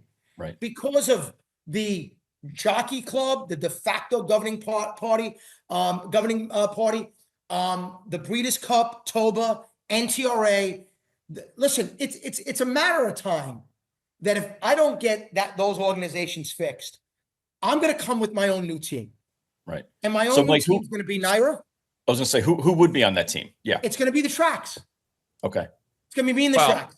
It's going to be me in the tracks. And nobody from the breeding industry. No. You know what we're going to do? We're going to make the rules. You know what we're going to say? Here's going to be the race. Only horses bred 150 times are eligible for this race, any stallion. Right. We're going to make the rules. All right. But that's back to the breeding side of it. I think if you're going to work, we make the rules. I think if you're going to work with the tracks, that's not necessarily going to work out for the horse players because the tracks have big stakes in these CAW wagering parlors. I'm going to work closely. Pat is an expert at that. I know he is. And they have to cut off the pools 2 minutes before. Yes. That's why I'm glad Pat is a part of what you're doing. We know all that. Yep. I don't think everybody knows that. I don't think everybody knows how entrenched the tracks are with the CAW bettors. But Joe, you know why? They're desperate. They need the money. Yeah, I see that. Once we make them non-desperate and we grow the sport, we can push the rules. We have super trainers now because we don't have enough trainers. We don't have enough horses being bred. These are all the problems. If you had a bike, we have 50 spokes in the wheel and each one is an issue. Mm-hmm.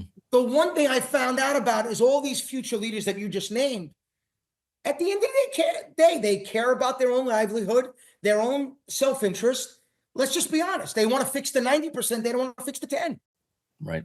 Although, Mike, I will jump in there and say, like, we did the Thoroughbred Racing Initiative to try to stave off, the bill that you were instrumental in. Job. Okay. Incredible job. But my point is, like, that was the first time that I've ever seen the industry get together. And was it because there was a common enemy? Was it because that, people realized that it was going to have repercussions, throughout the entire industry if Florida failed? Whatever the reason is, people gave time, effort, and money. And I'm talking about outside of the zip codes of Florida. And that was the first time to me where I recognized that like, we want to get together. There's a survival mentality in this. And John, it's not just about I love what you just said. And one of the things I think I either said in a tweet, but I've been saying publicly for a long time is that maybe the decoupling in Florida was actually a good thing. Yeah. It got people together. Yep. I spoke more to Mark Cassie in the last month than I have my whole, time watching it. Speaking to you, speaking to, Damon Dayer and I are friends now. If Damon can be friends, me and Tinky can be friends. Like, holy shit. I think you guys are. I think you guys are on a lot of the same topics. But this is important, though. I got to ask you guys. Go ahead. What was the Jockey Club position on decoupling? What was the Breeders' Cup position on decoupling? What was the TOBA position? What was the NTR position? Right. I don't want to call out people, but I can tell you that 2 of those 4 you mentioned did donate money, but 2 of them didn't. But you know what? This is important, John. For where they stand in leadership of the sport, I'd rather them have made a statement and not given a dime. Okay, fair. Go ahead, Tony. Yeah, let me jump in. I agree with Mike on this point. There's really no excuse not to minimally be vocal on something that was so important to the industry. I also, as I have in the past with Mike, despite our online sparring, I give him credit when I think it's due, and the role that he played in the decoupling issue was obviously a very valuable one, and I appreciate it. Everyone in the game appreciates it, and John and Joe and everyone else who was involved, Barry Eisman, et cetera, they all deserve credit. But I have a question, not to be a wet blanket, but because I'm genuinely curious. Okay, that triage worked, it appears, but even if that decoupling bill is off the table, it's not as if Florida racing was on terribly, solid ground going into it. And we know the situation with the owners of Gulfstream. So, what do you foresee in the coming years? What can be done to reinforce the foundation of Florida racing, even if we're past this crisis? Yeah, I mean, Tinky, it goes back to a word that I love that you use. We need radical change in the entire industry, including Florida, including the breeding program. I mean, the Breeders' Cup maybe can have a $2 million race for non-California breds. The $2 million race, New York, every other state but Kentucky, non-Kentucky breds. Non-Kentucky breds, $2 million race. So you got Pennsylvania, New York, New Jersey, Maryland, Florida, and Good California idea. for this $2 million. It gives someone an incentive. Like, I want to win the non-Kentucky bred, Breeders' Cup. idea. Like, that would be incredible. Exciting things like that. The Breeders' Cup can have regional programs in Kentucky. The Breeders' Cup can give incentives. What if we said for stallions in Kentucky, if you want to make them a Maryland bred, it's 50% discount. You ship them to Kentucky, and if it's an $80,000 stud fee, you pay $40,000, and you have a home bred. You can have like that. What about programs like that incentivize breeding inside the state? Those are all things that's what I do for a living. I build brands. I come up with ideas. This sport doesn't give you an outlet to be heard, nor make a change. Well, I hope that's one thing that this show does. And I have one more question related to what Tinky said. Now that we're past the decoupling bill fight, hopefully, the Stronach Group still owns Gulfstream Park. The Stronach Group still owns Santa Anita. We have a major company owning two of the iconic racetracks in this country that have far-reaching consequences if they go away, that has no interest in running a racetrack. In fact, I think that they think it's a nuisance. It's an annoyance that they want to get rid of. Mike, we have a lot of people with a lot of money in this business, including you. Is there any way that we can put together some of these billionaires and start buying some of these racetracks, knowing that it probably is going to be a loss for you guys? You know what, John and Joe, it's a great question. And I've spoken to some of these beautiful senior leaders and people with money. People with a lot of money sometimes are fucking cheaper than people with money. I'm aware. Okay. What I mean, when I come to the track with 100 family members, there's 99 that are going to be happy with the result no matter what. And then there's me. And I get left with the bill every single time. And you know what? I am blessed that I can pay that bill. I am blessed that I can, have my friends with me and my family with me. And like, I love being Mike from Queens, and I will pay for everyone. Other people are really cheap, by the way. Okay. All these big talkers are never going to, if they said, Mike, let's chip in 100 million each to buy Santa Anita, Joe and John, I'm going to look you in the face and take you say, I'm not there. I wouldn't do it because it's a bad investment, because you have a government there that doesn't really want racing. You got a problem of shipping horses there. You can't get them back. They get stuck there. I'm probably pissed off 50% of the people, so I'm going to go for now 60% with this comment. I would personally, man, this is tough for me to say because I love racing. I would have a 2-year plan to shut down California. Mm-hmm.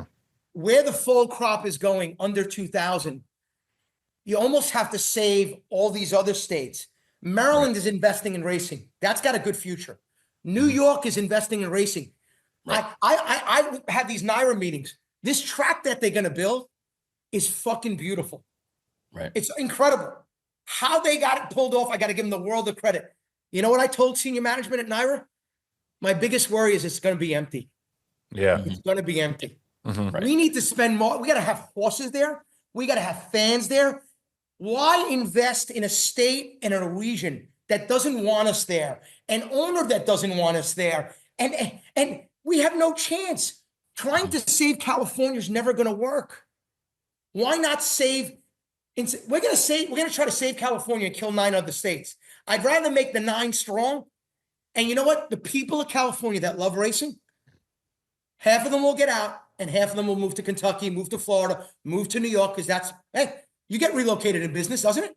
I mean, Tinky got relocated to Portugal. It can happen. Why not? Right, Tinky? It could happen. So, I mean, I hate hearing that, because like I feel like the Thoroughbred Racing Initiative, and you guys did an unbelievable job in Florida. That kind of thing could have a groundswell of support to try to save California racing. You know what, Joe? I can really see Governor Newsom going to fucking Santa Anita. No, I mean, obviously there are different headwinds, but that doesn't, I don't think that means it's an impossible problem. Like, the organization that we saw in Florida is really, really useful and powerful. And I don't know. I refuse to believe that there's nothing that can be done. I got to, let's get practical here. Okay. When Florida had an immediate issue. It took fucking 4 months for everybody to get together and go make shit happen. California's had an immediate issue for 8 years. They haven't done shit. 8 years. We've done more in 4 months in Florida than California did in 8 years. Right. There you go. Yeah. And sometimes contraction is not a bad thing. I mean, and you know, No, and this those 2,000 horses that are in California right. will have to just go to the tracks over here. Yeah. And maybe we can go back to California one day. Right. And it came down to like the question, Tinky, that you asked before about all these bad things have been happening in a robust economy. Sometimes it takes a bad economy to like get the shit out of the pipe and basically force people to make change because economically they have to now. And I'm not saying that that's necessarily the case with California, but it took a yeoman's, you know, amount of effort to try to get Florida taken care of. And it's probably going to take an equally, you know, sustainable group like that to do it in California as well. But they have different, you know, issues aside from being out there on an island. I will say one other thing, Mike, I will say one other thing. You were a leader. Cassie was a leader. Eisenman, O'Farrell, Ventura, OBS. Wellman. People chipped in like crazy. Yep. Unbelievable. I've shipped 12 horses out to California. Right. Okay, I have tried. It doesn't work. It's a tough economic ask. It really is. And the other thing is, you know, when we were asking for support, and then I'll be quiet. When we were asking for support on the Thoroughbred Racing Initiative, the largest owner in California still has not returned our call. And basically, their comment to us was, we put we invest $20 to $30 million in yearlings every year. We don't necessarily need to invest more. Okay, that's one look at it, but eventually you may end up dying on the vine. Then you may end up going extinct because you don't want to, you know, assist in trying to help. John and Tinky and Joe, what I'm afraid of, we put our resources into saving California and we lose Florida or we lose New York. It's one of it might be one or the other. It might be one or the other. You know, exactly. Joe, if I ask Tinky, I'll ask you, do you feel more confident about racing in Kentucky, New York, Florida, or California? Thank you. California is a pole behind the others. You know, it's a problem. Can we save it? Can we save it, Tinky? I'm not optimistic. I don't see how you can be optimistic. You might be able to. But Tinky, I'm going to ask you: Would you let it go within a year and a half and have a plan to get out? I'd have to think about it, Mike. Honestly, I appreciate that you're looking to cut losses and strengthen the rest of the industry. I think it's an important question to grapple with. But I feel bad. California can't hate me, please. I wanted to help. I'm in. Tell me, have them call me. Yeah. I feel bad for the people there. I love racing there, but it's not working, and it's not going to. Yeah, I can't help but go back to some of the basics though, and you know, fix the pricing for the retail bettors. It's such an obvious, simple, you know, problem. I'm not saying the solution is simple, but if the product is grossly mispriced relative to the competition, which it is, it's got to be fixed. Otherwise, you're going to see more contraction than just California being lost. Tinky, I got to ask you, do you know, other than Pat, you and Pat, right? We'll have a subcommittee. Do you know 8 of the most knowledgeable people in betting that are not the biggest players that would understand, that could put together a model that works for the track, works for the gambler, and works for the whole system? Like, is there, like, do you I mean, Pat knows them. Maybe we have a subcommittee and you and Pat could lead the subcommittee.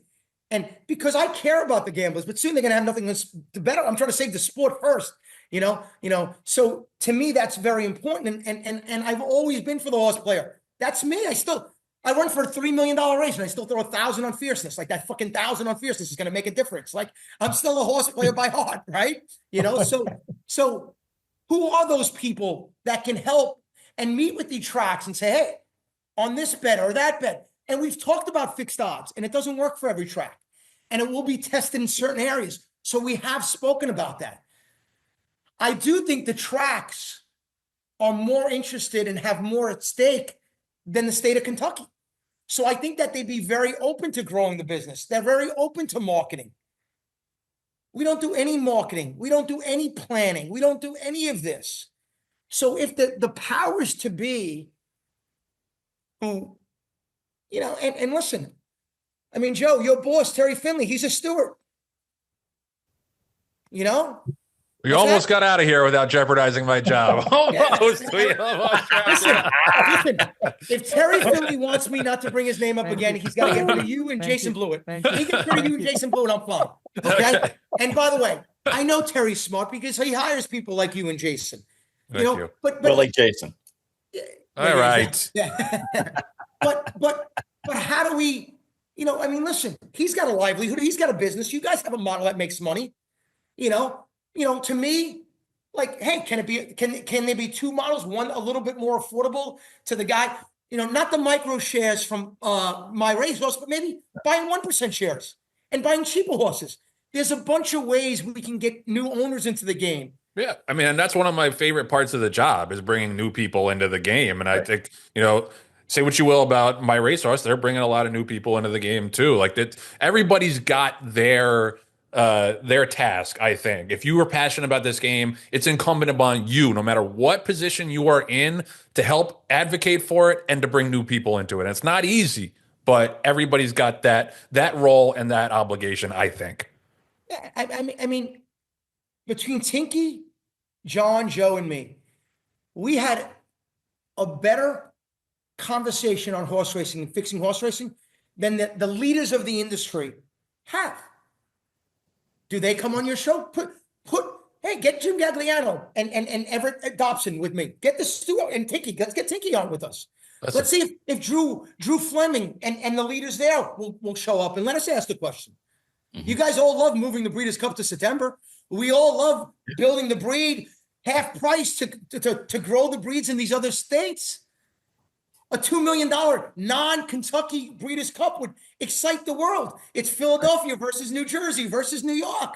You know, You guys have a great New Jersey bird, not you in particular, but who's the Jersey bird that's so talented last year?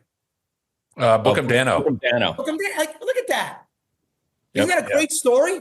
Yeah. Doesn't Bookham Dano excite people in New Jersey? Yeah, he's the best Jersey bred since me. That's right. That's not what I said. That's what people are telling me. In defense of you, you're only good because you had a great sire and a great sire and mare. That was bloodline. And by the way, with the great sire and the great mare, you still didn't live up to expectations. You were great, but you still could have been better. Okay, no. That is true. But listen, after we fight this out, Tinky and I agree on 95%. Yeah. He uses the word radical. Tinky, I'm being, you can hate me, and maybe, and I don't think you do, by the way, just so you know. And I never, ever disliked you. I actually get entertained with this. If I'm not this way, it won't work. I'm sorry. Right. This is the only way it's going to work. The Jockey Club has to worry about Mike Repole. The Breeders' Club has to worry about Mike Repole.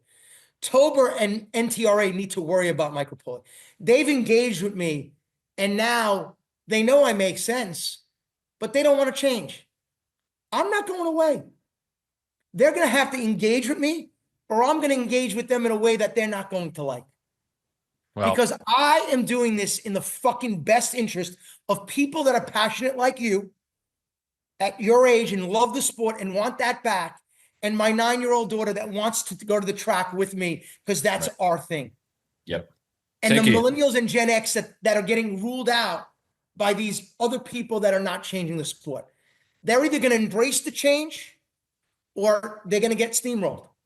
And I actually prefer the steamroll way, but it's better for them just to embrace it because I'm not going away. Yep. Tinky, any final thoughts? What I need to do. I am not going away. I believe it. I think that's a threat. It is. Yep. Tony, any final thoughts? Thank you.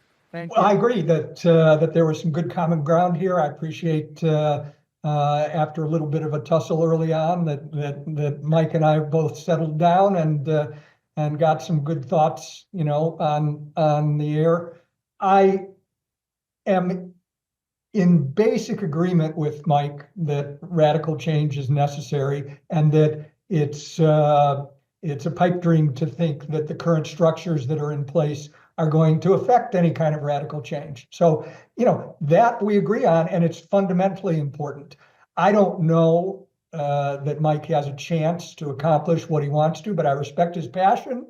And I also think that that disrupting, as he likes to do, is largely a valuable thing in an industry that has been allowing this kind of negative trajectory for far too long. I mean, how else are things going to change in any meaningful way? So I agree that we are fundamentally in agreement about some of the most important aspects of this discussion. There are a lot of details to work out. We disagree about certain things, but it's good to get this forum. And John and Joe, you helped to make it happen. I'm glad it happened, and I hope we can do it again sometime. Yeah, Great. no, this was excellent. And put Tinky on that subcommittee, Mike. Well, I'm going to hold you to really. that. No, I got news for you. I mean, Pat's going to text him or email him right after this if he can help in that area. But there's other areas he feels he can help. But, listen, once he used the word radical, he had me at a hello. I mean, Yes, that was sir. it. I mean, that's it. So we're in agreement. And I've always, Tinky, my sarcasm, I've always respected your opinion. You're a high intellect person with great opinions. But listen, if I could be the nice guy and get the radical change you want, I would love to do that. It's just not possible. And I'm not going to go away. And John and Joe, I always appreciate the platform. I would ask you to try to get the leaders that we spoke about, Right. and really try to get those guys on. And when they decline to come on, Right. then what are they really telling us? Yeah. Let's Well, get Drew Fleming on with us. Let's get Jim Gagliano on with us. Let's get Lisa HISA on with. I'm in. Yep. Well, Lisa's on plenty, but yeah, He's those done a other lot. guys, open Yeah. invitation. He's All right. always, yeah. Gonna wrap there. Mike Repole, Tony Kobitz. This was so much fun. This was everything I could have possibly asked for. Thank you guys so much for the time. And yeah, let's do it again somewhere down the line. Appreciate you guys. Thank Thank you. you. Thank you all. Thank you, guys. Tinky. Appreciate it. You too, Mike. I appreciate your help. It is time for the Mage Rage Derby contest update. And the update is there is no update. The standings are the same, but that doesn't mean that we can't talk about how much we love Airdrie Stud and Mage. John sent this over to the Rail Talk group chat, a photo from Brett Jones over at Airdrie with Mage and Believe You Can's first date. Airdrie's breeding 20 of their own mares to Mage in this second season, including their Kentucky Oaks winner and multiple graded stakes producer, Believe You Can. Last year, they bred many of the best mares on the farm to him, including the dams of Grade 1 Bluegrass Stakes winner Zandon and this year's undefeated Kentucky Oaks hopeful Fondley. So they're giving him every chance, and you should too. $25,000 stands and nurses is the fee right now. That fee is only going to go up once those mages hit the sales ring, first of all, and then hit the track. The 149th Kentucky Derby winner from a Blue Hen dam, you really can't miss by an absolutely emerging stallion in good magic. So he's got the sire power, the dam power, and you got to love to see Airdrie, great breeding operation too, supporting Mage. And like I said, you should too. Okay, well, let's just go over the standings real quick. No change because we didn't have any horses in the Lexington. So John, we are only 11 days away from the Derby. I can't believe it. Yeah. It seems like when we started this contest, we were so far away, and yet the past few weeks have just flown by, and now just 11 more sleeps, Joe. 11 more. Yep, sleeps. and one more show before the Derby. So soak it all in, my friend, and everybody who's watching, who's rooting us on. We appreciate you. We've seen all the love for Sandman on the Twitter machine and Instagram and all that stuff. So appreciate y'all. And wait, I don't know if we can get this in the show. I'll send it to you, Patty.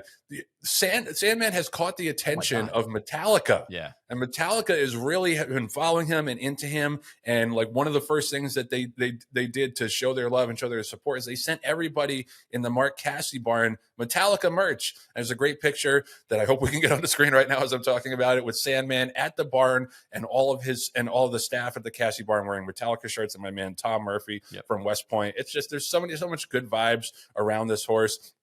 Sandman also sent us like a custom Sandman logo to use, which shout out to Metallica. They stepped up. I mean, considering they know nothing about the horse industry, they were actually embracing the fact that they have a namesake in the Derby.